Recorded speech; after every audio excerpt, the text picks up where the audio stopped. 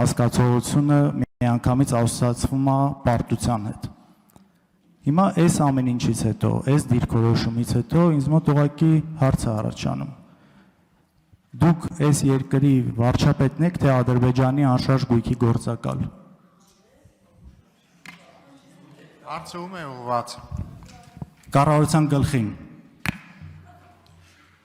Պարոն Քոչարյան, ես վստահ եմ դուք հայերեն լեզվին տիրապետում եք եւ կարող եք տերմինները ճիշտ օգտագործել։ Խոսքը տրվում է Հայաստանի Հանրապետության վարչապետ Նիկոլ Փաշինյանը։ Ուղղակի ես չեմ ուզում էլի անձնական դաշտ։ Ինչ չի։ Լուչուն։ Ես էլ հետը։ Հիմա հաջորդ հարցը։ Ինչ ենք մենք ստանում։ Մենք ստանում ենք պետական սահման։ Կա երկու տրամաբանություն։ Տրամաբանություն 1, որ մենք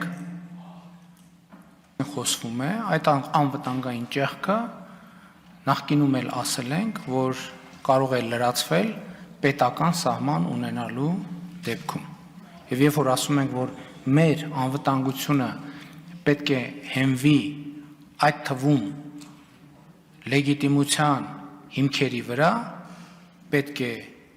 հենվի լեգիտիմության հիմքերի վրա։ Լեգիտիմության հիմքերի վրա մենք պետք է ունենանք պետական սահման։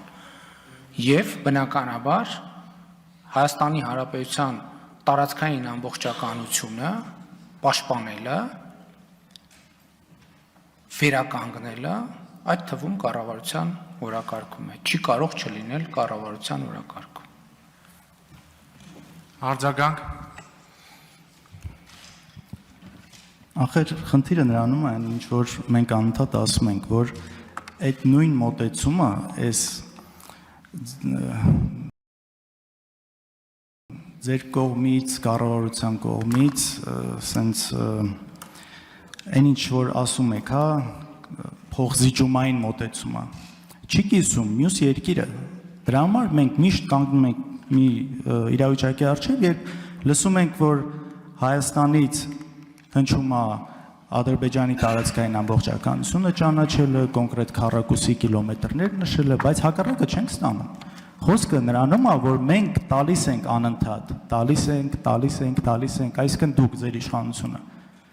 Ու դիմացը չենք ստանում, ու հակառակը այն կոչերը, որոնք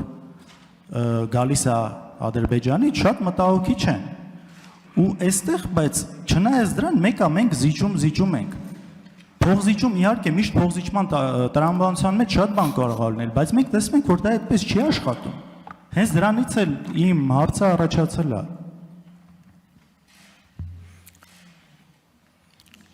Պետք է պարզաբանվի, ինչն ենք զիջում։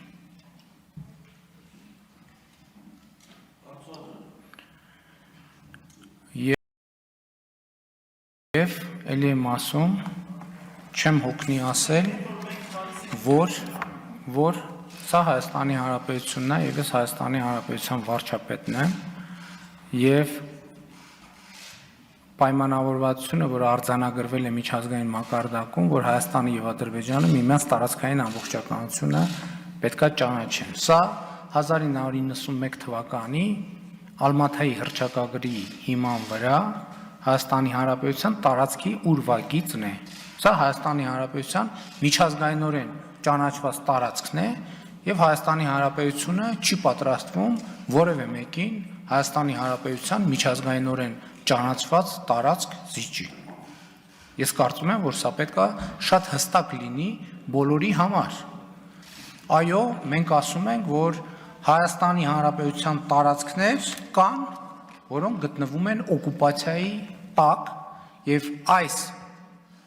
ձևակերպմամբ արդեն ակնհայտ է, որ Հայաստանի Հանրապետության ինքնիշխան տարածքի որևէ մի հատված Հայաստանի Հանրապետության կառավարությունը չի պատրաստվում որևէ մեկին զիջել։ Շնորհակալություն։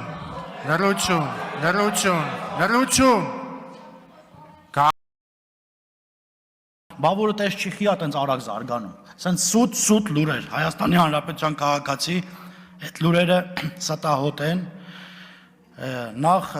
ուղղորմած տատս էր ասում էշնիչ գիտի, նուշնին չա, դե անկիրտ մարդիկ չգիտեն, կրթվելու իմաստը որն է, այո, բոլորս կրթվելու կարիք ունենք, միայն անգետ տգետ մարդն ասում, որ ինքը ամեն ինչ գիտի եւ իրեն պետք չի կրթվել եւ ես շնորհակալություն եմ հայտնում Տիկին Հակոբյանին, ես կրթվել եմ նորաձևե շրջանակներում մեր հանրությանն ու հասարակությանը ավելի կրթված դարձնելու համար։ Երկրորդ մասով երեք ստեյս մի տիկին ասում է այ Կոնջորյանի կինը աշխատում է Հայփոստում, այդ տիկինը իր թերթով մի օր էլ գրել էր, որ իմ կինը առաջատար մասնագետ է, տխրեցնեմ իրեն, իմ կինը երբեք չի եղել առաջատար մասնագետ, իմ կինը կրտսեր է եղել, հետո գլխավոր ու ընդ որում 2016 թվականից դա իմ հետ կապ չունի, դե պարզա որ պետքա թիրախավորի գրի, բայց ես ինչ եմ ուզում ասել, օրինակ մեր կանայք պարկեշտ ընտանիքի հարցներ են եւ իրենց թույլ չեն տալիս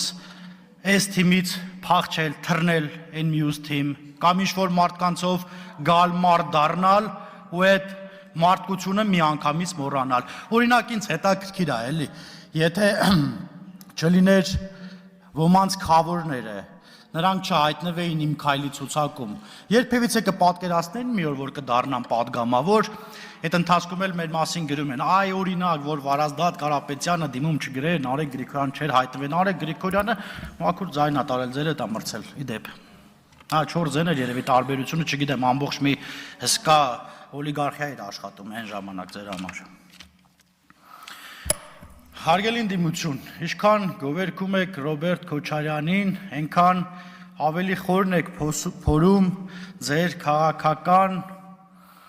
փոսը, այն փոսը, որ օրինակ 80 սանտի էր, հետո սարքեցիք 1.80 m, հիմա սարքում եք 2.80, որ էլ տեից չկարողանա կլներ դուս գալ ու քաղաքականությամբ զբաղվել, ասում է պարոն Մինասյանը, Ռոբերտ Քոչարյանն ունի 4 միլիոն դոլար կարողություն, բա ինչի՞ չեք բացահայտում։ Միլիարդ կներեք, 4 միլիարդ դոլար ունի, ինչի՞ չեք բացահայտում։ Կբացահայտենք, այո, անօք եղեք։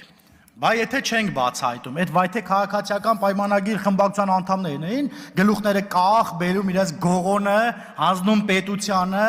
ու մի բան էլ պակաս։ Բերելու եք, վերցնելու ենք հատիկ առ հատիկ, ոչ մի գողացող չի պլստալու։ Հասկանում եմ անհանգստությունը, հասկանում եմ նաև ոգևորությունը, դե մտածում եմ ոնց հանենք, որ սրանք իշխանության չլինեն, մենք էլ մեր փողերը վայելենք, չի գողացված գումարը չի վայելվելու։ Ասում է, այստեղից են տիկինն ասում է բանա, բռնապետ կամ բռնապետիկ, հարգելի հայրենակիցներ, ես ուղղակի զարմանում եմ, էլի, կինը ոնց կարող է ասել բռնապետիկ, կներեք, տղամարդին բռնապետիկ, Հայաստանի Հանրապետության վարչապետին բռնապետիկ, երբ ինքը մի խմբակցության մեջ է, որի ղեկավարին բազմաթիվ դրվագներում մեղադրվում է բռնապետության մեջ։ Եթե իրանք բռնապետ չէին, եթե Սերժը լավն էր, եթե Քոչարյանը լավն էր, եթե իրանք լավն են, մենք ստե ինչ գործ ունենք, Ժորժ ջան, խիան մեր ժողովուրդ ուղարկե ստեղ, որ իրանք շատ լավն են, որ իրանք գողություն չին